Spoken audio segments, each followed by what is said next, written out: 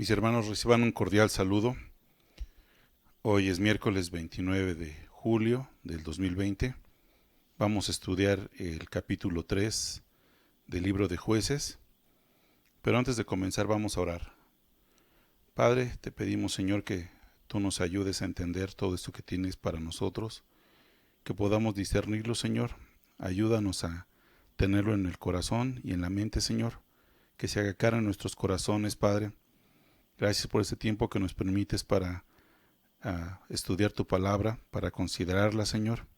Te pedimos, Señor, que no seamos oidores olvidadizos, sino que por el contrario, seamos hacedores. Te lo pedimos, Padre, en nombre de Cristo Jesús.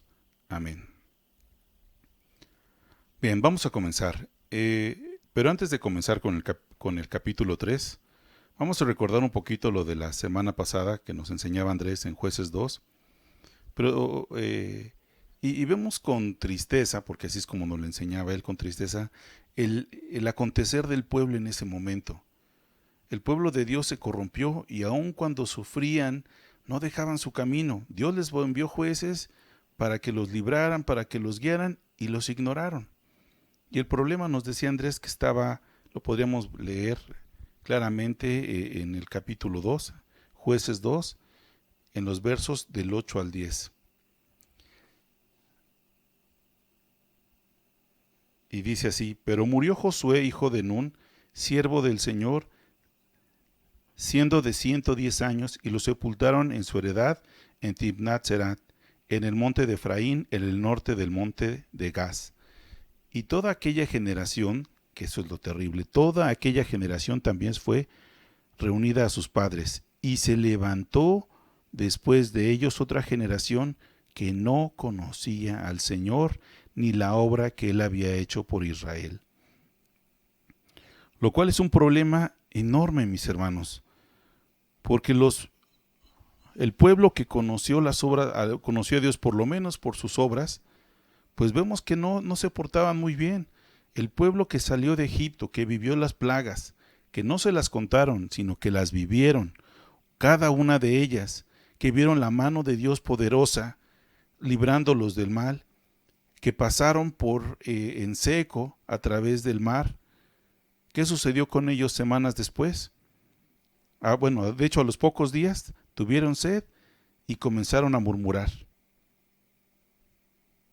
Al poco tiempo, unas cuantas semanas después, hicieron un becerro de oro. Entonces, imagínate la situación de las personas de esta generación de la que estamos hablando, que ni siquiera conocía a Dios por sus obras. Si los que caminaron con él durante 40 años, las cosas que hicieron, todas las equivocaciones, los errores, los pecados que tuvieron, ahora imagínate esta nueva generación que no tuvo conocimiento para nada de Dios. Y esto es algo terrible porque los desvió completamente. Entonces vamos a leer Jueces 3, el verso 1. Dice: estas pues son las naciones que dejó el Señor para probar con ellas a Israel, a todos aquellos que no habían conocido de todas las guerras de Canaán, solamente para que el linaje de los hijos de Israel conociera la guerra, para que la enseñasen a los que antes no la habían conocido. Los 5 príncipes de los filisteos, todos los cananeos, los sidonios y los heveos, que habitaban en el monte del Líbano, desde el monte de Baal Hermón hasta llegar a Amat, y fueron para probar con ellos a Israel, para saber si obedecerían los mandamientos del Señor que él había dado a sus padres por mano de Moisés. Así los hijos de Israel habitaban entre los cananeos, heteos, amorreos, fereceos, heveos y jebuseos, y tomaron a sus hijas por mujeres y dieron a sus hijas a los hijos de ellos y sirvieron a sus dioses. Vemos cómo están corrompiéndose porque están entrando en convivencia con ellos, y no porque esté mal la convivencia, sino porque están llegando al punto en que estos pueblos que los oprimían a ellos, que los robaban, que los perseguían, empezaron a darle sus hijas y hijos y a hacerse una sola nación. Pero lejos de llevarlos hacia el Señor, se fueron corrompiendo poco a poco hasta tomar sus costumbres. Y bueno, ¿qué se esperaba de ellos si no tuvieron la instrucción? Ni tuvieron la instrucción, ni tuvieron el ejemplo. Como nos decía Andrés la semana pasada, los que regresaron de las guerras fueron a tomar su casa, pero se enfrascaron tanto en las labores que dejaron a sus hijos, a esta generación, sin ejemplo ni enseñanza. Entonces estos, que eran niños en ese entonces, ya son grandes y están mezclándose con estos pueblos que tenían costumbres terriblemente malas. Vamos a ver. Y dice, bueno, dice al final, y sirvieron a sus dioses, que es lo peor, que es a lo que los iba a llevar. Sirvieron a sus dioses. Vamos a continuar en el 7. Dice, hicieron pues los hijos de Israel lo malo ante los ojos del Señor, y olvidaron al Señor su Dios, y sirvieron a los Baales y a las imágenes de acera.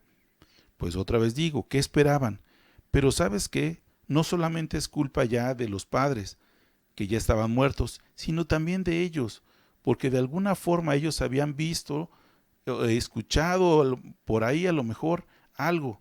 Sabían que eso que estaban haciendo estaban mal, y aún así lo hicieron.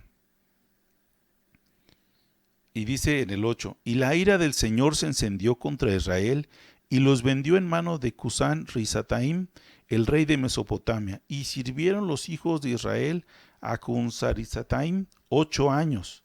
Entonces clamaron los hijos de Israel al Señor, y el Señor levantó un libertador de los hijos de Israel y los libró. Esto es, a Otoniel, hijo de Cenaz, hermano menor de Caleb. Entonces, aunque sí desconocían mucho, no habían tenido instrucción ni buen ejemplo, sabían a quién clamar, sabían que lo que estaban haciendo estaba mal, porque cuando empezaron a tener padecimientos y fueron esclavizados, dice aquí, clamaron en el 9, clamaron los hijos de Israel a Baal, no, a Acera, no, clamaron al Señor, clamaron en Jehová. Dice, y el Señor levantó un libertador a los hijos de Israel y los libró. Fíjate, no les dijo, ahora sí, ¿verdad? Porque de hecho, si el rey de Mesopotamia los había esclavizado, fue porque se olvidaron de Dios, porque dejaron sus mandamientos, porque se salieron de la protección de Dios. Por eso estaban padeciendo esto. De manera que Dios, al escucharlos, les mandó un libertador, Otoniel, hijo de Cenaz, hermano menor de Caleb. Y el Espíritu del Señor vino sobre él, y juzgó a Israel, y salió a batalla. Y Dios entregó en su mano a Cusán-Risataim, rey de Siria, y prevaleció su mano contra Cusán-Risataim, y reposó la tierra 40 años, y murió Otoniel, hijo de Cenaz. Entonces vemos que Dios no se ha olvidado de su pueblo. Este pueblo que no le invocaba, este pueblo que desobedecía abiertamente sus mandamientos, que ignoraba sus palabras, cuando se vieron en la esclavitud, clamaron hacia Dios. Sabían que el único que les iba a responder, que el único que les iba a ayudar era el Señor, no los otros dioses que ellos servían. Y entonces durante 40 años reposó la tierra con Otoniel, hijo de Cenaz. Pero ¿qué crees que va a suceder ahora que ya murió Otoniel? ¿Qué crees que cómo siga la historia? ¿Que siguieron viviendo en santidad? ¿Que siguieron viviendo como Dios les había dicho? Quisiera, pero ¿sabes qué? Me parece que no va a ser así. Dice en el 12, volvieron los hijos de Israel a hacer lo malo ante los ojos del Señor, y el Señor fortaleció a Eglón, rey de Moab, contra Israel, por cuanto habían hecho lo malo ante los ojos de Dios. Este juntó consigo a los hijos de Amón y de Amalec. Y vino e hirió a Israel y tomó la ciudad de las palmeras. Y sirvieron los hijos de Israel a Eglón, rey de los moabitas, 18 años. Y clamaron los hijos de Israel otra vez, no a Baal, no a Acera, no a Moloc, sino a Jehová. Y el Señor les levantó un libertador, a Ahod, hijo de Gera, benjamita, el cual era zurdo. Y los hijos de Israel enviaron con él un presente a Eglón, rey de Moab, y Ahod se había hecho un puñal de 2 filos, de 1 codo de largo, y se lo ciñó debajo de sus vestidos a su lado derecho, y entregó el presente a Eglón, rey de Moab, y era Eglón hombre muy grueso, es decir, muy gordo, de presencia importante, con muchos kilos de más. Eso es lo que significa aquí. Y luego que hubo entregado el presente, despidió a la gente que lo había traído, mas él se volvió desde los ídolos que están en Gilgal, y dijo: Rey, una palabra secreta tengo que decirte. Entonces dijo: Calla, y salieron de delante de él todos los que con él estaban, y se le acercó a Ahod, estando él sentado solo en su sala de verano, y Ahod dijo: Tengo palabras de Dios para ti. Y entonces se levantó de la silla, entonces alargó Ahod su mano izquierda, y tomó el puñal de su lado derecho, y lo metió por el vientre de tal manera que la empuñadura entró también tras la hoja, y la gordura cubrió la hoja, porque no sacó el puñal de su vientre, y salió el estiércol. Y salió Ahod al corredor, y cerró tras de sí las puertas de la sala, y las aseguró con cerrojo. Cuando él hubo salido, vinieron los siervos del rey, los cuales, viendo las puertas de la sala cerrada, dijeron: Sin duda, él cubre sus pies en la sala de verano. Y habiendo esperado hasta estar confusos, porque él no abría las puertas de la sala, tomaron la llave y abrieron, y a que su señor caído en tierra, muerto. Mas en tanto que ellos se detuvieron, Ahod escapó, pasando los ídolos, y se puso a salvo en Seirat. Y cuando había entrado, tocó el cuerno en el monte de Efraín, y los hijos de Israel descendieron con él del monte, y él iba delante de ellos. Entonces él les dijo: Seguidme, porque el Señor ha entregado a nuestros enemigos, los moabitas, en nuestras manos. Y descendieron en pos de él, y tomaron los vados del Jordán a Moab, y no dejaron pasar a ninguno.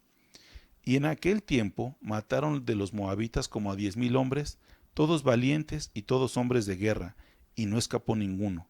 Así fue subyugado Moab aquel día bajo la mano de Israel, y reposó la tierra 80 años. Reposó la tierra 80 años. Y podríamos pensar, bueno, ya habrían aprendido, ya se habrían dado cuenta que cuando desobedecen el mandato de Dios, pues les iba mal, muy mal. Que el adorar dioses ajenos, dioses falsos, no les iba a llevar a ningún lugar, porque claramente vemos que cuando ellos tenían realmente problemas, acudían a Dios, al único y verdadero Dios, no acudían a nadie más, porque sabían ellos que nadie más los iba a ayudar. Vamos a terminar con el 31. Dice: Después de él fue Samgar, hijo de Anat, el cual mató a 600 hombres de los filisteos con una guijada de bueyes, y él también salvó a Israel. Entonces vemos cómo Dios no se olvida de su pueblo, nunca se olvidó de ellos, a pesar de que ellos persistían en los malos caminos, persistían en alejarse de Dios. Dios estaba ahí con ellos, de manera que cuando ellos volvían su rostro a Dios, Dios les contestaba. Y vemos que les enviaba ayuda, vemos que les enviaba salvación cada vez que ellos clamaban hacia Él. Jamás les dijo: ahora sí están clamando a mí, bola de mentirosos, bola de traicioneros, porque si ahorita que les ayudo, ahorita sí me están pidiendo ayuda, pero ya que se les acabe el problema, ahora sí se van a ir otra vez. No lo hace. Él les ayuda, Él los guía. Y estos hombres, bueno, que esta generación de la que estábamos hablando, pues tristemente no pudo disfrutar de una relación con Dios. No, aquí por lo que leemos, por lo que se entiende, pues ellos no vivían en santidad, no vivían como un pueblo, como una unidad. Sí seguían siendo el pueblo de Israel, aunque muchos de ellos ya se habían mezclado con los otros pueblos, que Dios les había dicho: no se mezclen. Y eso viene de la generación anterior, que les dijo Dios: saquen a todos los pueblos que están ahí, no dejen a ninguno. ¿Y qué hicieron ellos? Se sintieron fuertes y los hicieron tributarios. Y la consecuencia está aquí, porque ellos se quedaron hasta el día de hoy en esa tierra. Entonces, bueno, ¿qué es lo que nos enseña Dios a nosotros con esto? nos enseña algo muy importante. Lo primero es que nuestros ojos deben de estar hacia Dios. ¿Sabes qué? Cuando servimos a Dios por miedo, porque pensamos que, bueno, si no lee la Biblia antes de salir de la casa, ¿qué tal que me pasa algo malo? Si no oro por los alimentos, ¿qué tal que me caen mal? Me hacen daño. ¿Qué tal que si no oro en la mañana o antes de acostarme, me puede ir mal? ¿Y sabes qué? No, no, no, no. Si oramos o leemos la Biblia o le servimos a Dios para que no nos vaya mal, estamos como este pueblo, nada más yendo cuando nos conviene, nada más yendo pues porque necesitamos algo. Y el servicio a Dios, el que tú ores, el que tú leas la palabra, el que cada uno de nosotros nos interesemos en las cosas de Dios, debe de ser por amor, no porque nos lo impongan, no porque es lo que se espera de nosotros, sino es consecuencia del amor que tenemos al Señor. Mira, te voy a poner un ejemplo. Yo cuando conocí a la que hoy es mi esposa, a Saraí, ¿tú crees que cuando la iba a ver, cuando ya era mi novia y yo quería ir a verla, la iba a ver porque, bueno, pues ya es mi novia, tengo que ir a verla, pues ni modo. Si no voy, van a empezar a decir que qué tipo de novio es este Roberto, no va a ver a su novia, o porque Saraí se iba a enojar conmigo si no iba. No, para nada. Yo iba porque quería ir, porque quería estar con ella. Por amor a ella quería estar ahí con ella, no por obligación, no porque lo tenía que hacer. Igual con Dios, si tú vienes a Él, no vengas a Él porque, bueno, si no vengo con Él, pues me va a ir mal, me voy a desviar, me voy a acabar en el infierno. No, mi hermano. Si vamos con Él, si vamos a orar, es por amor, porque buscamos su rostro, no porque buscamos sus beneficios. Como lo dice en su palabra, Jesús lo dijo en su palabra: busca primero el reino de Dios y su justicia perfecta, y lo demás añadido será. Todo lo demás añadido será. No venimos a Dios, no venimos a leer su palabra, a escudriñarla, para ver qué vamos a obtener, qué nos va a sacar, qué cosa vamos a tener de ventaja. Digo, Dios no nos manda de regreso con las manos vacías, siempre nos da, pero es mejor que vengamos a Él por la razón adecuada, porque queremos conocerlo, porque queremos que nuestro amor por Él sea mayor cada día, no porque nos dé regalos, no porque nos dé beneficios, que sí nos los da, pero si lo buscamos por eso nos estamos perdiendo de algo muy importante, y es una relación personal con Él. Vemos este pueblo pudo haber estado en mejores condiciones, pudo vivir de manera mejor, pero no conoció a su Dios completamente. Conocían a Dios de oídas, conocían a Dios de lejos, y solo lo llamaban, solo clamaban a Él cuando ya les había llegado al cuello el agua, cuando ya no tenían ninguna otra forma de auxilio, cuando ya se les había acabado todo. Entonces ahora sí, ponían su rostro hacia el cielo y clamaban a Él. Y entonces pues Dios les ayudaba, Dios te va a ayudar, Dios nos va a ayudar. Pero si nada más lo buscamos cada vez que lo necesitamos, cada vez que la urgencia es muchísima, solo cuando ya tengo miedo de que me vaya a enfermar, tengo miedo de que me vaya a morir, tengo miedo y voy y lo busco, Dios me va a responder. Pero si nada más lo busco en ese momento, entonces me estoy perdiendo pues de todo. Me estoy perdiendo de lo más importante, que es la relación con Él, que Él quiere con cada uno de nosotros. Entonces lo que vemos aquí en este capítulo 3 es que el pueblo de Dios no conoció a su Dios. El pueblo de Dios dejó a su Dios y sirvió a otros dioses. Desobedeció los mandamientos. Dejó de servir al Creador del universo por servir a ídolos. Y eso los llevó ¿a qué? A sufrimiento. Los llevó a tener problemas. Los llevó a que estuvieran viviendo como esclavos. Y hasta que llegaban al límite de sufrimiento, entonces ahora sí clamaban. ¿Y sabes qué, mi hermano? Mi hermana, no es que no busques a Dios cuando lo necesitas. Claro que sí, Pero no nada más en esos momentos debe de ser nuestra búsqueda, no solamente en esos momentos que tenemos necesidad, debe de ser en todo momento.